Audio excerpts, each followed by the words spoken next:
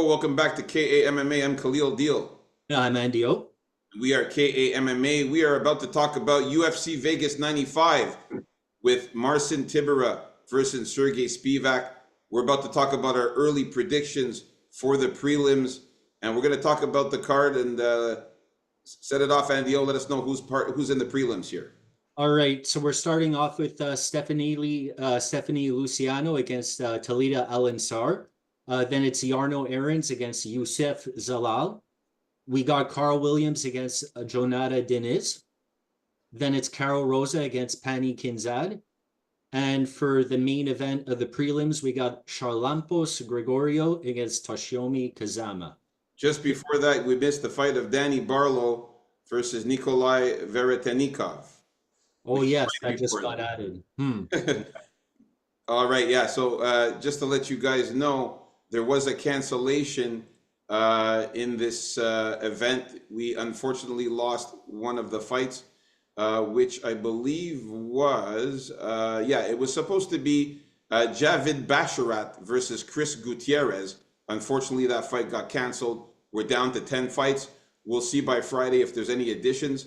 But for now, this is the way it's going right now. Yeah, Barlo's initial appointment got scratched and someone's replacing That's him. right, yeah. Barlo was supposed to fight Euros Medic, and now he is now fighting Nikolai Veretenikov. All right, so to start off the prelims predictions, we'll start with the first fight. We got Stephanie Luciano versus Talita Allencar. Now, for this fight here, I got to talk about this one. Got some interesting information about it. Well, first of all, I got to say that I'm going for Stephanie Luciano in this one. That's the first and foremost. We're looking at a 24-year-old versus a 33-year-old, so she's definitely the younger fighter. Also, we're looking at a significant 5-inch height advantage. She is 5'6" to the little tiny Allencar at 5'1". And then we also have a massive 8-inch reach advantage, 66.5-inch reach advantage for Stephanie as to Allencar's 58.5. So we got an 8-inch reach advantage. We got a 5-inch height advantage. We got a 9-year age advantage. Like, what the fuck more do you want to say? Stephanie Luciano is going to be the pick here. Now, got to talk about the last fight was a draw. When she fought Talita Allencar. So this is part 2 of that fight.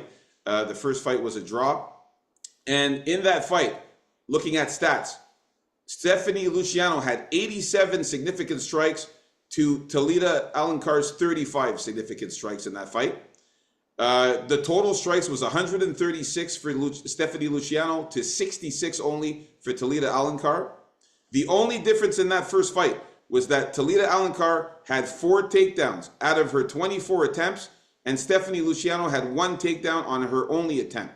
And kept her down a lot of that time to earn that draw, right? It was in the final 2 rounds, I think, that those takedowns. That is correct. Now, the control time for Talita was 6 minutes and 28 seconds, whereas Stephanie, it was 3 minutes and 41 seconds. Ooh. So you got to believe that this younger fighter here worked on her takedown defense. Especially knowing that the last time she fought, that's the reason why it was a draw, because she should have won that fight just based on the strikes alone, based on the stats alone. But at that time, in the Dana White's Contender Series, they called it a draw because of the takedowns that Talita had and the control time. So we all know now that that doesn't matter anymore in UFC. We know that control time and takedowns, unless you do something with it, unless you get damage while you have the person on the ground, takedowns doesn't really matter that much. So for those reasons, man, I like Stephanie Luciano to get the win in this one. She's looking good. Yes, Talita did get a win against Rayanne Amanda in her UFC debut, but it was a split decision. Okay, so, I mean, first fight was a draw against Stephanie and then a split against Rayanne. I mean, I don't see her, and Rayanne was not as big as Stephanie in this one. So, she's not bad. Talita, she's got some good ground game. But I gotta say, Stephanie Luciano must have worked on her ground game and must have worked on the takedown defense. She did defend a shitload of takedowns, 4 of 24 Toledo got on her in takedowns. So that means she defended 20 damn takedowns.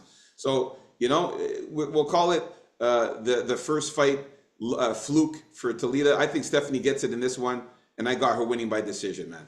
Who you got?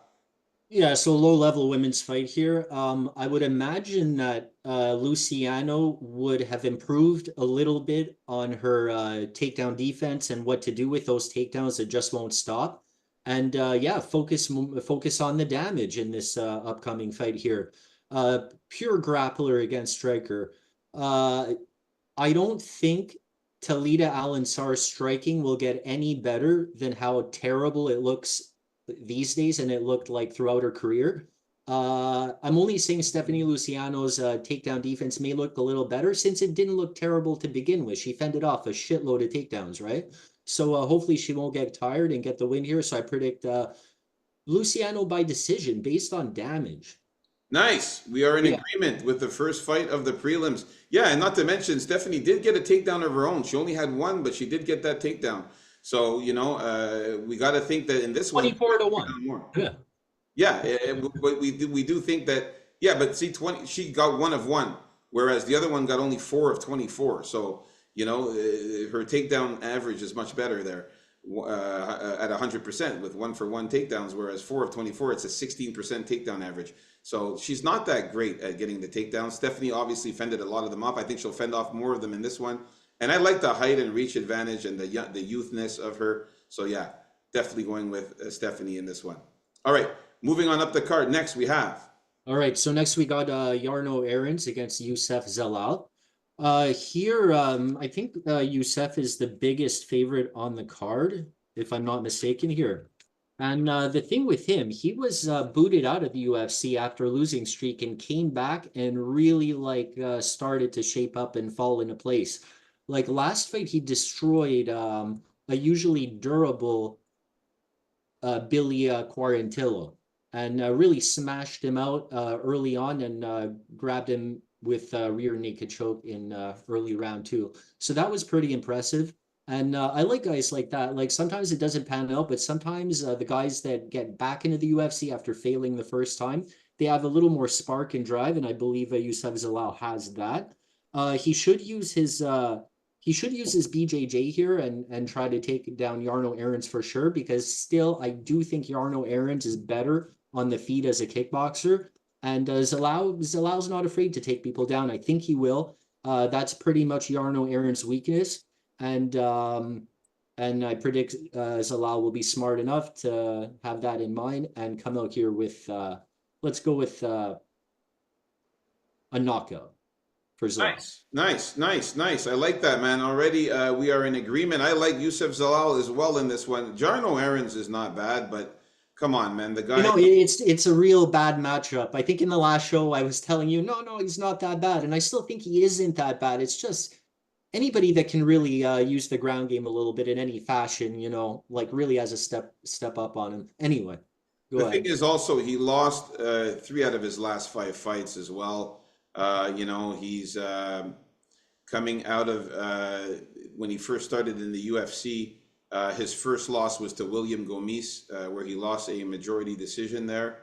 Then he fought Sung Woo Choi, where he lost a unanimous decision there as well. And then he fought Stephen Nguyen, who where he beat him by unanimous decision there. But Youssef Zalal has been doing very, very well in the SCL events. He was winning all of those by knockouts. Well, that's why he got back into the UFC, because he finished every one they took him That's back. it. Got back in the UFC, and what did he do against a very, very good fighter like Billy Quarantillo? He gets a submission, gets a rear naked choke on him. I definitely think that Billy Quarantillo is better than Jarno Aarons. And I like that Youssef Zalal got a sub on him. I think that Youssef Zalal definitely the better grappler in this fight. I think he's going to be. He's got better BJJ, as you mentioned. And he's getting better too. He's getting better. 27 years old to 29, a little bit younger. The height, the 1 inch height advantage for Jarno there. Nothing special. You got a 2 inch reach advantage for Youssef. I like Youssef in this one. I think he's going to be able to take down Jarno Aarons. And definitely, I think he'll win. Looking at his 14 wins for Youssef Zalal, we have 4 knockouts, 7 submissions, and 3 decisions. So I think the sub is live here. And if I look on the other end, just want to see how Jarno Arend's, out of his 5 losses, where do they come from? So he's lost 1 sub and 4 by decision. So the sub is live there. He could lose by submission. So you know what? Lost 4 decisions. I think the sub or decision is a good bet for Youssef Zalal. So I got Youssef Zalal to win by sub or decision. Those are the ways that Jarno Arends has lost. So it looks good to me. I'm going to go with Youssef Zalal there by sub or decision. I think he'll knock him out on the ground this time. There is a possibility even to knock him out, but he's pretty tough there, Jarno Arends. So we'll see. All right, so we are in agreement with the second fight of the prelims. Let's move on up to the next fight. We got Carl Williams versus Jonathan Denise. All right, so for this one, man, this is it's going to be a good fight, I think. In this one, I like Carl Williams. I just think that he is just too good with the grappling, man, and the wrestling. Jonathan Denise is going to be 6'4", only 1 inch taller than Carl Williams. He's going to have a 0.5 inch reach advantage. So really no significance, no big, advantages anywhere there. But these guys were both very good. They've won all 5 of their fights. In their last 5 fights, they've won them all. So, they're very, very good. Jonathan Denise, though, his last fight, he beat Austin Lane by knockout. And then prior to that, he was in the Dana White's Contender Series where he knocked out Eduardo Neves. And then after that, he was in Immortal and Spartacus, different lower level events. Carl Williams has been a vet in the UFC. Well, not a vet, but still fought more in the UFC. Beat Lucas Brzeski, who we saw not too long ago fight. And he beat him by a unanimous decision. He beat Chase Sherman by unanimous decision. And he beat Justin Taffa by unanimous decision as well. So Jonathan Denise is more of a striker. Carl Williams is more of a wrestler. So we got the classic grappler versus striker here in this one. I like Carl Williams to get the win. I like him to win by a decision, possibly a knockout. He's got some power as well there, Carl Williams, when he gets some ground and pound. So yeah, I'm going to go with Carl Williams. I think he's going to be just too much for Jonathan on the ground. I don't think Jonathan really has a very good ground game or a good takedown defense. So I like Carl Williams to get the win here. What about you? Yeah, Carl Williams definitely has to use his ground game early and often, and I think he will. Like, he knows when and how to use his wrestling, and that seems to be the first thing on his mind. His boxing is not bad, as is his striking, but it's not somewhere he wants to be with Jonathan Denitz, because this guy has crazy, insane power. And I think he's going to do that. I think Denitz probably wins if this is on his feet, but I think it's unlikely that he'll stay there. I do think Carl Williams will just keep him there if he gets in there for extended periods of time and win a decision, because he gets a lot of them. All right. There we have it. So we are in agreement. All right. This is looking good. Already 3 fights in a row in the prelims that me and Andy O are in agreement. This is good. All right. Let's move on up to the next fight here. We got Carol Rosa versus Pani Kenza. Who we got here, Andy O? All right. Carol Rosa, Pani Kenza. This is primarily a striker's battle, although I would say Carol Rosa can incorporate the ground game, and I think she should, and I think that is why I'm going to be picking her in this match. Their volume is pretty good, both of them, as well as both of them absorb a little less strikes that they receive, which is also good. I think it's potentially Pani Kenza is better defensively and better with her movement, but Carol Rosa has slightly more volume. Neither of them have a huge power or anything like that. I don't see a knockout coming at all. I see this going a decision, and I see a clear win if Carol Rosa gets the ground game going, which I think she will a little bit. All right, here we go again in agreement. This is looking good so far, man. I definitely agree. I have Carol Rosa winning this one as well. 29 years old. She's the younger fighter there. 32 years old for Pani Kenza. I never really thought Pani Kenza was that good, man. She's lost her last 2 fights in a row. She got subbed by Macy Chasson by rear naked choke in her last fight. She also lost by unanimous decision to Caitlin Vieira, who I find Caitlin Vieira is similar to Carol Rosa, both where they can use their grappling and are pretty good on the ground. She beat Lena Landsberg, the old bitch, Lena Landsberg, but both of them beat Lena Landsberg, both by decision. Raquel Pennington, she lost to prior to that by unanimous decision. So a common denominator here is she loses to good grapplers who are able to take her down.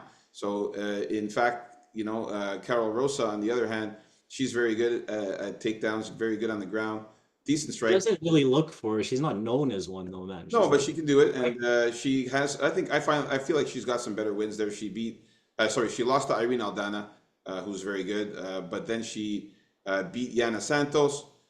She did lose to Norma Dumont, who's also very, very good. Beat Lena Landsberg, lost to Sarah McMahon. She's been up and down. I think she's due for a win now.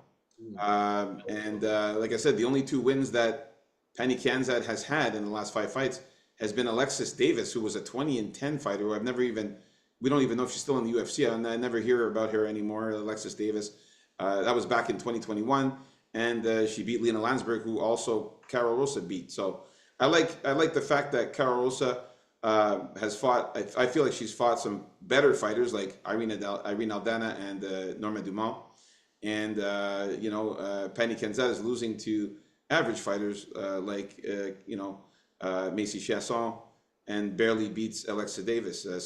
Loses to Raquel Pennington and Caitlin Vieira, two girls that are good on the ground. So I think that she'll get the takedowns in this one, Carol Rosa, and I think that she'll be the better fighter in this one, get more strikes. She does have a 2-inch height disadvantage there, but a 1.5-inch reach advantage. But I think that she'll piece up Penny Kanzad on the feet, and just overall better if it goes to the ground. So Carol Rosa is the pick to win by decision as well. All right, so we are in agreement. Again, this is looking good. Let's move on up to the next fight here. Take it away, Andy O. Okay, so next, I believe this is the main event of the. No, it's Danny Barlo against Nikolai Veretennikov. Yeah, so Danny Barlo, pick his hand from God or whatever he calls himself, because it takes some balls to call yourself left hand to God, yeah. I suppose. So let's give it to him. And as we can see, he has 4 knockouts in a row. I believe he'll keep that going. I don't think his opponent here looks that spectacular from what I've seen, the little I've seen, but nonetheless. And I don't think it's going to be easy going on short notice like this. So yeah, I predict knockout within the first round and a half for Danny Barlo. Yeah, man. Loving Danny Barlo in this one. Left hand to God for sure. That fight against Josh Quinlan in that last fight, I remember watching that fight and I was like, wow, what a fucking knockout, man. He knocked the shit out of him in that last fight. And then before that, in the Dana White's Contender Series, he knocked out Raheem Forrest. He's been knocking out people left and right in the lower level events. Nikolai Veretennikov has been winning in the UFL. Got a submission, a knockout, and then another knockout. He's been doing some decent work in the UFL. But this is not the UFL. This is the UFC. And when he fought in the Dana White's Contender Series, he lost to Michael Morales by unanimous decision. And that's why they kicked him right back down into the CFL, into the UFL there. So I think that Danny Barlo is going to be a little bit of a step up in competition here for Nikolai. Like you said, coming in on short notice, not looking good. Not to mention, Nikolai is 34 years old compared to Danny Barlo at 29 years old. Danny Barlo is still young. He's still in his prime. Nikolai has to get it done now. He's up there in age for the welterweight division. At 6'1", we got the little height advantage there, 6'2" for Danny Barlo. But we got a significant 5-inch reach advantage for Danny Barlo, the left hand to God. And I think that's going to play a nice, important factor in this fight when he's fighting and when they're striking, to keep that distance, that reach advantage. Danny Barlo is going to be able to piece him up on the feet and catch him with the left hand to God with that 5-inch reach advantage and knock his ass out. So I got Danny Barlo to win by knockout for sure in this one. Yeah, I think Nikolai's going to try and incorporate the ground game, but I don't know how much success he'll have. Yeah, Yeah. seriously, man. Like, and then Danny Barlow is pretty decent too at the takedown defense. So, I think he'll. I think this is going to be more of a striking match because Nikolai, if you see all of his wins there, they have mostly come by knockout.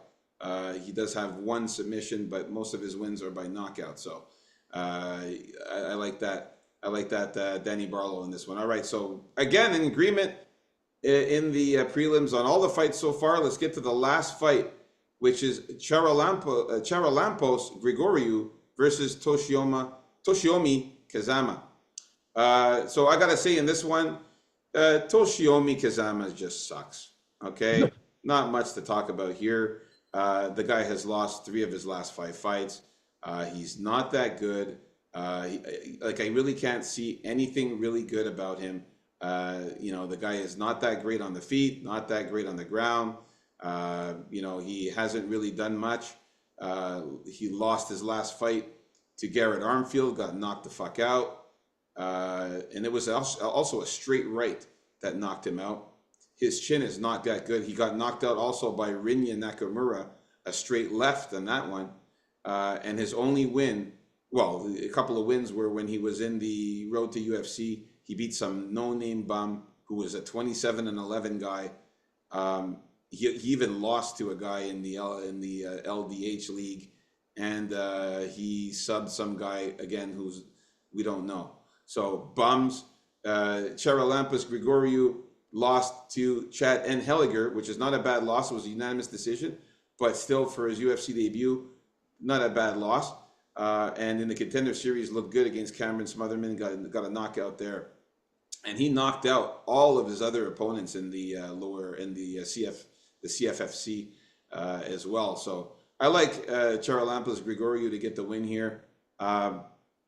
He has 8 wins and 4 losses, but the 8 wins, he's got 6 knockouts and 2 decisions. So he has some power in his hands there. And I think he can get a knockout on Toshimi Kazama, who's getting knocked out by pretty much everybody. So I got Charalampos to win here by knockout. Yeah, I'm gonna have to go with Charalampos myself. Well, I like his calf kicks. They're really on target and should stop Toshimi Kazama's progress when he incessantly goes for those takedowns, because that's the way he's going to try and win this fight. He's going to try and come in there throwing shots that don't really seem to have a real mark or anything, just so he can get in there. But I think Charalampos' 8-4 record is really not indicative of how good he looks. Like, the guy's been 5 rounds before in fights, and the guy really looks all right. So I'm going to be picking him against Kazama here, who I agree does not look that spectacular. And let's go with knockout or decision. Oh yeah, this is looking good. So me and NDO in agreement with all of the fights in the prelims for our early predictions. You know what that means, folks. When me and NDO are in agreement, it means money. So we're looking good here in the early prelims. That's here you have it, folks. That's the end of the predictions for the early prelims, for the prelims here, early predictions. Stay tuned for our next video, which will be our early predictions for the main card.